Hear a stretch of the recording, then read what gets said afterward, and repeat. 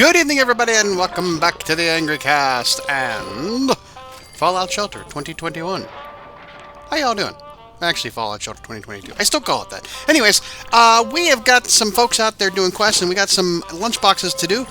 But first, we're going to go finish those quests, maybe get a couple quests in. We don't really have much going on. We've got some people here that are going to be going out of the last training room. They only have to fill up their luck perk, and then they can get into a room.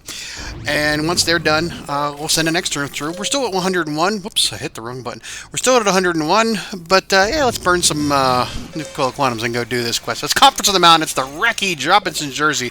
We're almost done. I think we got like 3 quests left, but we're doing this one because it's got some pretty nice rewards as far as a legendary weapon. So, search for Wrecky Drop-Ins in Baseball Jersey. There's a conference on the mound. We're going to be pulling this guy out and putting in a new pitcher from the bullpen. I always wanted to do, holy cow, Harry, you know, like that whole thing, but not anyways. Speaking of old things, no, I recently, finding other things to watch, and, you know, we want to do that, keep talking about things because I don't have much going on. So I was looking for some things to watch. I finished off Moon Knight, I was caught up on Westworld, Umbrella Academy, all the things we talked about before. And I thought, I want to go find a movie. I want to go watch something that's just intriguing. And I found a movie. Actually, I found an app for the Fire Stick called Pluto TV, which is free. Free movies and live TV and all that stuff. And it's like watching over-the-air antenna, where it's like the channels I've never really heard of. So it's kind of like hard to navigate through and really see what's going on. But, you know, all those apps are different. They all sort of function the same way, but they all have different interfaces. But anyways, I wanted to, like, when I pull up the Fire Stick, it pops up movies, and there was one that I wanted to watch. I hadn't watched yet. I wanted to watch it, called The Founder. It stars Michael Keaton as Ray Kroc, who was, quote-unquote founder of McDonald's, but he wasn't. He wasn't the founder of McDonald's, but he is well known because he owned the McDonald's Corporation, formed and owned the McDonald's Corporation, but he pretty much was the franchise king of that thing. Now, again, watching it on Pluto, have to watch commercials. It's free. You get to have to watch commercials. You can't fast forward. It's the same 5 commercials. But, neither here nor there. So, we start off in 1954-ish, 1950s, something like the late 50s. And Ray Kroc, like I said, if you're too young to know all this stuff, this is why we suck and why we ruin things. But Ray Kroc was he was kind of like trying to do not get rich quick schemes, but he always had his eye on, things to get him money, that next big thing. And he was like something called a fold-a-nook, which I guess was like a breakfast nook that you kind of like felt like a Murphy nook or what, like a Murphy bed, fold up. Anyways, so he was at this point in his career, he was selling like these 5 bay or 5 slot milkshake mixers. You can have 5 little things, the little wands that go into the thing and mix the ice cream. So he was doing that, and he was like not doing that great. He would go into like a drive-in diner restaurant kind of place, like a Denny's or something like that. The equivalent of today, and try to sell them this milkshake mixer, and he wasn't really getting anywhere. And he was, back then, you were on the road, you had the prototype in the car with you, and you just wandered off, and you did all that. And he just wasn't really getting anywhere. And his, wife, played by Laura Dern, was not happy with him being out on the road all the time because, it's like, hey, she had a home at home, they had a life, never saw him. Which was the life of a traveling salesman back then. Much different than it is today. But as he's getting ready to go to the next thing, he calls into the home office and says, "Hey, what's my messages?" And we don't have cell phones back then. He had to go plunk like nickels and dimes into the answering machine, or not the answering machine, the payphone at the restaurant, and was asking him, asking his secretary to relay the messages. And she said, call this guy out in San Bernardino, California, about 6 milkshake mixers that he bought. And he said, this can't be right. What would a single drive-in location, and I say drive-in meaning like you drive up and you get out and you walk up to the window, or they have the, like Sonics have bellhop, car hops that come out and take your order and bring you the food. What would you need 5 milkshake slots for, a small location like this? And he said, well, he calls them, and the guy that answers is named McDonald. And of course, we all know. I mean, we know the story, so it's like no big secret. It's the brothers McDonald who founded and built the original McDonald's. And they said, hey, actually, we might be mistaken. He's like, yeah, I figured you wouldn't need 6. He's like, no, I think we're going to need 8. And it's like they're busy in the background. He's like, what the hell's going on here? Now, he's in Missouri right now, and he's got to drive to California. That's like 2,000 some miles. Considering what gas prices are today, my gosh. But anyways, so he drives out all the way out to California, to San Bernardino, or on Route 66. And once he gets there, he sees just like a line of people standing at the window of this, little burger stand. And it's just like a very, very plain Jane burger stand. A few items, not very many items, just a handful of items. And it's just like, boom, business is just ridiculous, and it's just everybody's everywhere. And he goes and he gets food, and he sits down and he starts to eat. And he's like, he can't believe the meal he's got and the quality and everything else. And then he sees this guy out there sweeping up, the trash and all. He's like, no, don't worry, I'll get it. And he's like, oh, what the heck, that's the owner. Like, what the heck? This is unheard of. The management is out there sweeping up and doing all this, and that the food is all that great, because his experience of going to like these car hop places is that it takes 20 to 30 minutes for you to get your food, if you even get it at all, and it's wrong, and then they don't bring you the right thing, and then the quality is cold, and it's just horrible. But these guys have like somehow unlocked the secret sauce, as it were, on how to do turnover and do all this stuff and service the people and give them quality food and keep demand up. And he's like, I got to know your story. So he wants to get to hear the story of how these brothers, Maurice and Richard McDonald, are doing successful with this one little burger stand. And Maurice and Rich are played by John Carroll Lynch, who, if you've never seen Big Sky, or he played I think Drew Carey's brother on the Drew Carey Show, and he'd been a ton of stuff. And Richard, or Dick McDonald, was Nick Offerman, Ron Swanson, and very well known, the man with the mustache and the eyes and the very, voice, that whole thing. And he just tell him this entire thing. Now, Maurice is the heart of the operation, or Mac is the heart of the operation, and Dick is the brains and the logic and everything else. And they figured out a way. He tells them their entire story. They started out, wanting to be a movie theater, and the movie theater didn't work, and then they had like a hot dog stand, and then they just kind of like, kept going and reiterating and process improving and all that stuff until they realized that they could do a burger stand. But they realized that the location wasn't that great, so they had to move the entire stand on that whole thing. But the whole point of it is that they saw that there was no money in a lot of the items, so they just got rid of the items and went with what sells: a hamburger, fries, and a drink, and maybe a couple other items. And they realized that it wasn't about the fact that you were selling stuff, it was about the speed at which you can do it, the turnover rate. So, speaking of turnover, let's get out of this and go to the next quest and continue on.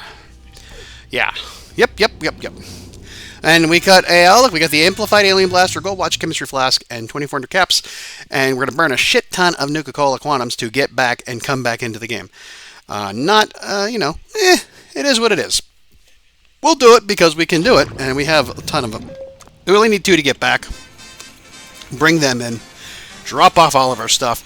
Pick up another quest and see what our quests are. We got to get rid of some things here.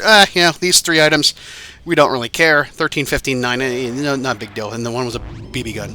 All right, let's get the next quest going. It is... Oh, look at this. Look at this. Oh, let's bring him in here. You see what I see? Wait, I forgot. I thought I brought him in. I guess I didn't. All right, let's get them in, because I can send them back out. All right. Yeah. Get out. Come on. Collect that. There we go. All right, here we go. Did you see this? Game Show Gauntlet for a Mr. Handy. Of course, we got to do it for the Mr. Handy. And speaking of automation, talking about everything about, making things process improvement. Yeah. All right, we will, let's get this set up and go to the next quest. Hold on. All right, we'll burn 12 Nuka-Cola Quantums, why not, and go do the quest. And we'll continue talking about the founder. So, Dick and Maurice start regaling this tale, and this is the best part of the movie, is them telling them the entire plan, how they did this. They figured out that if they just reorchestrated and redesign their kitchen for efficiency, like Henry Ford with his assembly line. They could get a burger and fries and a drink to the next customer in like 30 seconds. 30 seconds tops. I mean, it's like that's it. People would just go boom, boom, boom, boom. Now, they said that they had this entire thing, but nobody was really caring about it, because at that time, people were these drive-ups. They thought, oh, why aren't people coming out to the car to take my order? Why aren't they doing this? People were avoiding it. But it just took a little bit of time. Like, no, you just walk up and get the food. Just walk up and get the food. And it kind of like didn't pick up. And then all of a sudden they were ready to close up shop. And then all of us people just started showing up in droves, and it was wonderful ever since. And because they had that system down, that people could get their food, get it. The quality was great because it was freshly cooked and everything, and they could just leave and not have to worry. They could sit in their car, and they got rid of all they cut down overhead on the dishes, because they got rid of the plastic, or they got rid of the plates and all that stuff, and just went with plastic. And then they also got rid of like the bad element of people who weren't there to actually eat, but just hang out, and the teenagers, right? They got rid of like the cigarette machine and the jukebox and all that stuff. They had turned it into a money-making machine that was a family place, and it was great. It was awesome.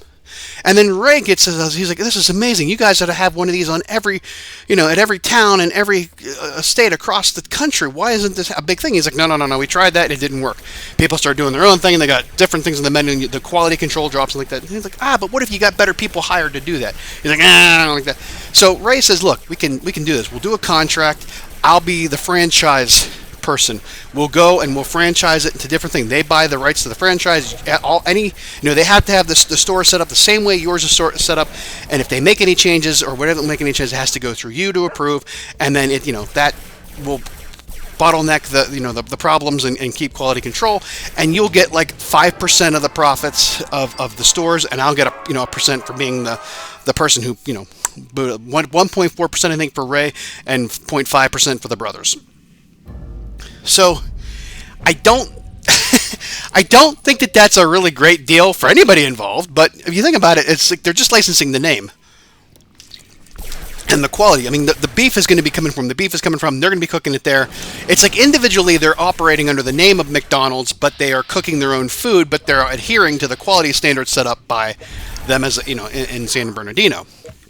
And then as things go on, it's like, oh, this is great, we need to get people to sign up for this. So Ray has trouble getting people to come in and become franchise holders, and he starts to attract rich people from the golf course at the club, but they start doing things their own way, and it's crappy, and everything looks like crap. There's horrible stuff everywhere, and it just doesn't look like it does in San Bernardino.